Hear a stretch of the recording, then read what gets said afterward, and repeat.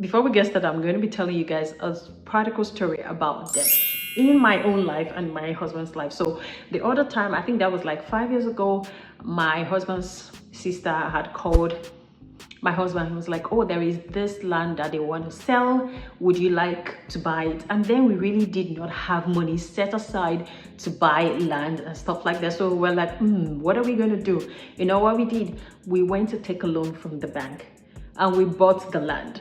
We did not plan for it. We had our agenda, we had a vision, we had things we wanted to do for the year, but we're like, hey, what would happen? Guess what? We took the money, bought the land, and fast forward 3 years later, the price was like 5 times the amount we bought it.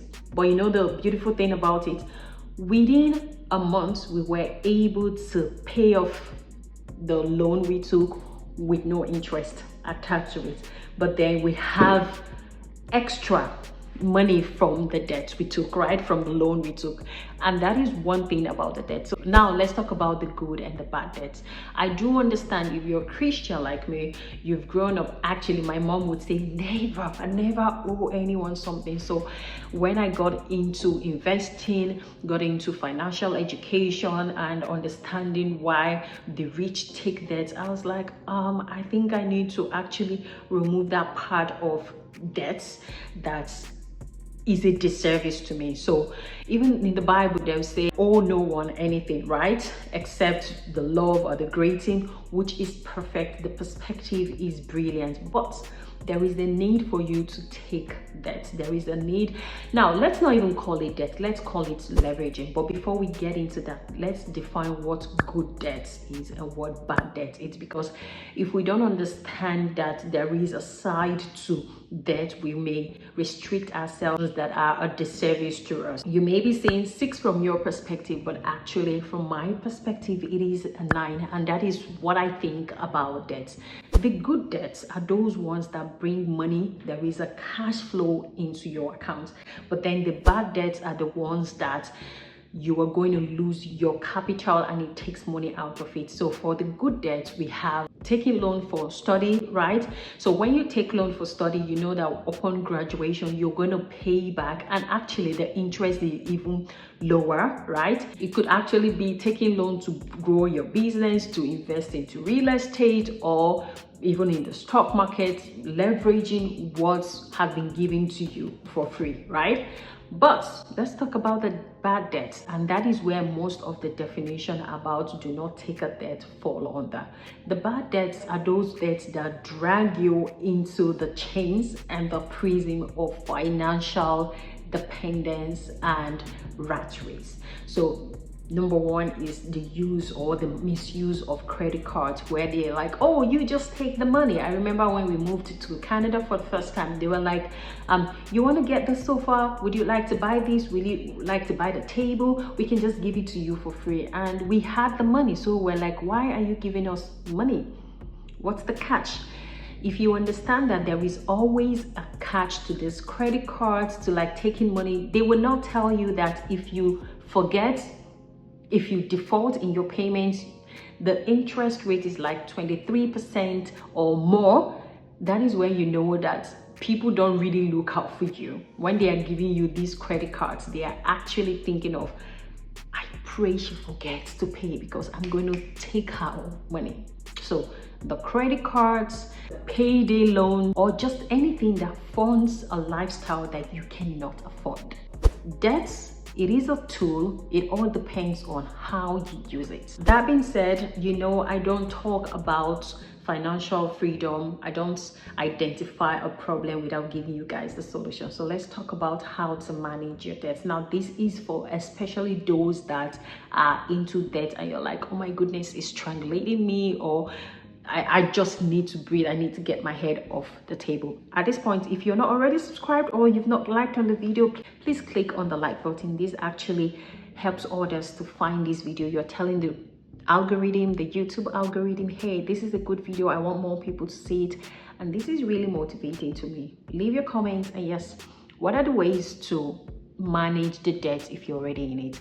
The first thing first is to make a list, like, okay, this is how much I owe for school, for my mortgage, for the payments for maybe sofa or my car, outline them, and under it attach the interest rate. So if you know that for the car loan there is an interest of 6%, and then for your mortgage for your house there's an interest of 10%, you may now decide which one you want to pay first, but it is imperative that you outline all the debts you owe. After then, we move into the next strategy, which is choosing a payoff strategy. Now, for the payoff strategy, we could use the snowball method, where you pay the smallest debts first, and this is for quick wins. So you feel like, oh my goodness, okay, I know even if it is $1, this $1 is out of it, right? I know that I have $100 to pay, but for now let's just pay this $1, and I know that is one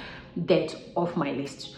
Then the other strategy is the avalanche method, where you're like, the car loan is actually the most difficult, so it's the highest interest. Maybe you're paying about 20% of it, so you tell yourself, okay, you know what, I'm going to pay off the car first, and then the smaller ones of maybe your phone bill or your phone itself of only 1% interest can wait. The third way of managing your debt is to call the lenders. Most people are open to conversations. You're like, I do understand that I have this interest on this car, I have interest on the mortgage and all that, but this is what I want to do. Can we negotiate so that you pause the interest you're charging every month, so that I can kind of have a breathing space? A lot of people are very understanding, and they're like, yes, we can do that. So call your lender. It could be that they may draw a new payment plan for you, or even lower the interest.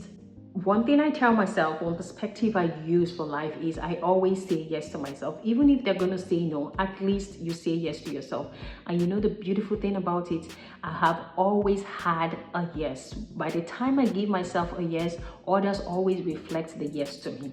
Now, the fourth thing we need to do when it comes to managing the debt is to stop adding new cards. So if you have already taken off the credit card, the excess credit card, do not take a new one, because it's like going to relieve the problem. So when it's been offered, make it your life's duty to say, no, I'm going to be minding my business. So keep your business. I'm not the one to fund your business. At the beginning of this video, I talked about leveraging your debts wisely. So let's talk about how to use those debts to bring extra money and cash flow into your bank account. Beautiful thing is that debt can actually help you build wealth if you're strategic about it. So number one is, when you take debt, you can use it to invest in businesses. So the businesses that you can beat your chest, you know very well, will increase in the next 1 year. Instead of waiting to accumulate the capital, there is a loan to be given out. By all means, take that, and then you'll be able to pay off the loan you've taken and even have more. It's like someone saying, I trust in you, I believe in you, so take this money and start. Just give me when you have it. By the time you have the profit, you just give it back to them, and you are good to start on your feet. The other one is for mortgages, and this is the story I told you about, that someone had a land that he wanted to sell. He actually wanted to use it to pay his daughter's school fees. We did not have any plan of buying it, but we took a loan, right? And what happened? The land appreciated, and we were able to pay off the loan.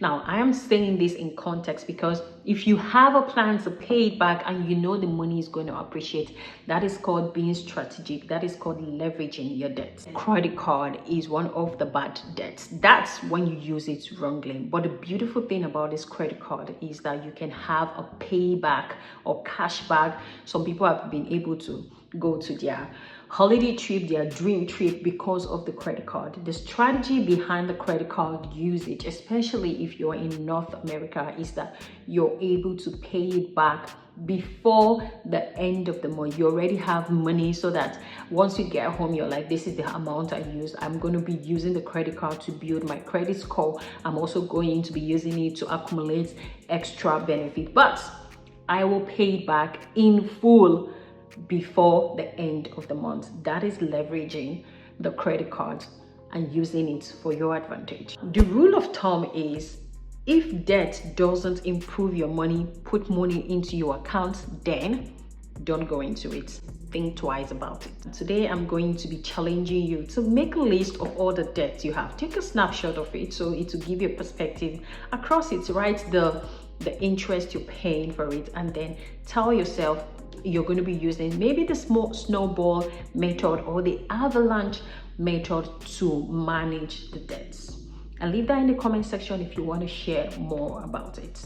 Leave in the comment section what is your biggest debt challenge, and I may be helping you to talk about this. You're also going to be helping others.